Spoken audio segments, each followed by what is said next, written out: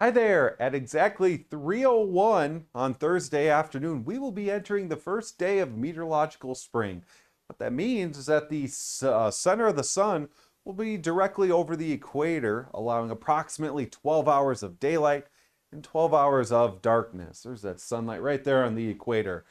So we are in the vernal equinox on Thursday. The next phase is going to be the summer solstice on June 21st. And at that point, that's going to be when the sun's rays are at the highest of the Tropic of Cancer north of the equator. That will be the longest day of daylight. But from Thursday all the way up until that point, expect again more hours of daylight rather than darkness there. So some positivity as we strive for warmer temperatures. We got to still talk about some snow. We have some various snow reports, been on the lighter side.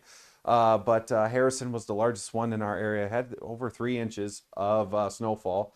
In Cheyenne, we saw an inch and a half. Rawlins, Reddington both saw an inch. Laramie came under an inch at only 7/10 of an inch. As far as mountain snow, both the Sierra Madre and Snowy Range both had various amounts, anywhere from over a foot of snow to over 18 inches in accumulation. We still could see some areas of some mountain snow as we go into tonight and our Thursday, but not really any precipitation is expected in the lower elevations or east of I-25 for that matter. We still will be dealing with some winds. We have some high wind watches for much of Thursday, high wind warnings across Nebraska. Both will expire at some point Thursday night, but expect gusts at least up to 60 miles an hour there. We do get a break from the winds in Cheyenne, fairly light around 6 a.m., but they're going to rise up, and we do expect to have wind gusts up to 30 miles an hour into the mid-afternoon hours. But there will be more areas with some stronger winds. Expect gusts up to 40 miles an hour into the Panhandle, even in Casper, gusts up to 50 miles an hour.